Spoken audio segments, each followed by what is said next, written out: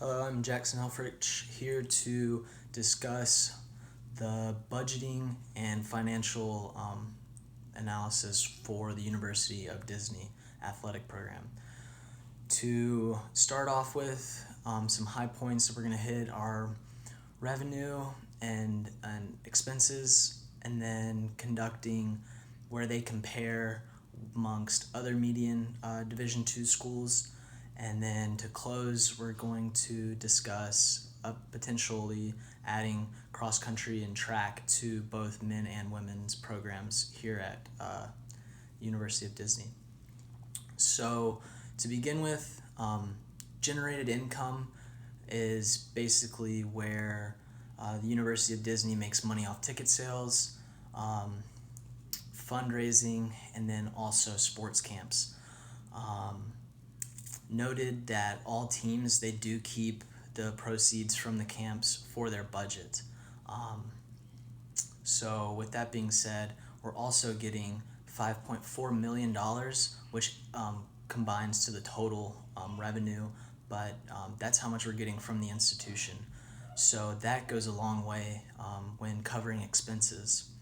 Now, our expenses are a lot higher than our revenue at the current moment.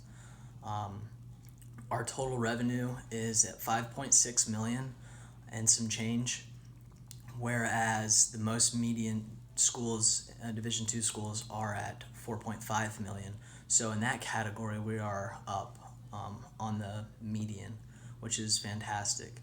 On the downfall here is our expenses. That's where we need to really buckle down on, and where we can really save some money is in grant and aid. Right now, on the men's side, they are averaging $2 million in grant and aid, whereas the median of Division II schools are only dishing out 1.6 million total. That includes men and women at most Division II schools. So, right there, that's alarming because that can be the $1 million that separates the total expenses and the total revenue.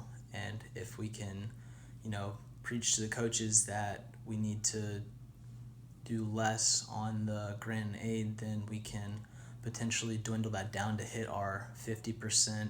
That's one of our goals, to get 50% of our athletics at break even for the 5 year goal set by the president and their uh, their financial advisor.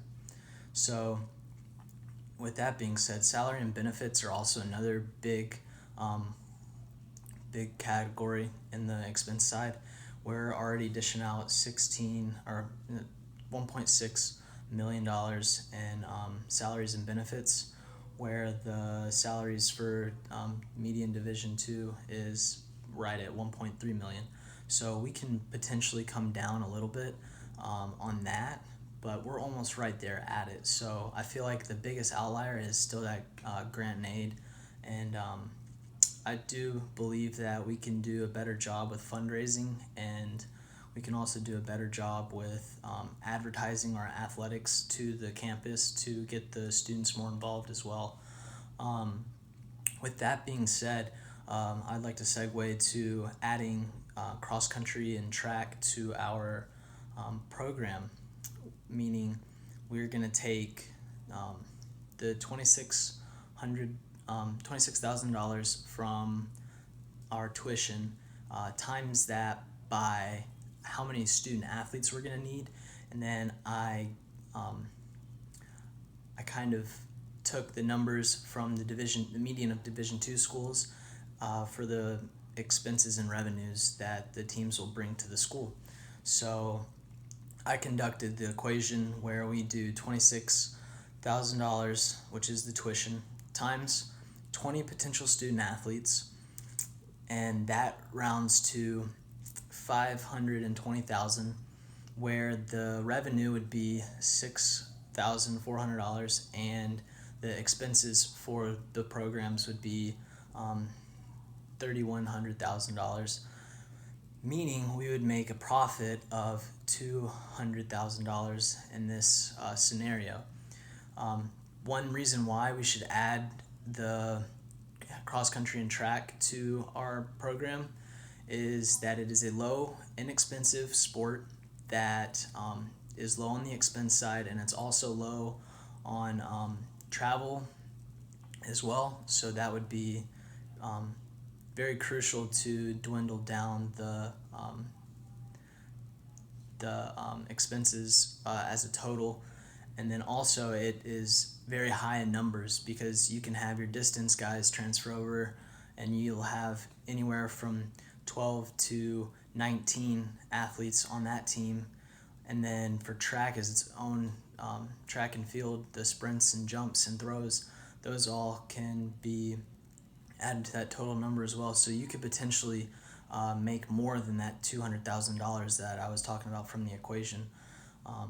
And I think that if you do that, it will also help the fundraising side of it. Then you can host races and stuff where that you can get other sports involved too. If it's having the baseball team help park some of the people showing up to the races and stuff. I know several high schools do it where they'll have a big fundraiser at the beginning of the year, and that's what will fund their entire year worth if they do go over their budget. So that's an idea. And then another great idea for fundraising would be to include some type of either fast food or stand in between a weekend where you might have a lacrosse and baseball game where you can set it up in between both fields, and there you can the people have something to flock to that you can partner with and do some type of fundraising event with you can connect with the community, and you can give back to the community, and then also generate money for your teams to add on the budget side. So yeah, thank you.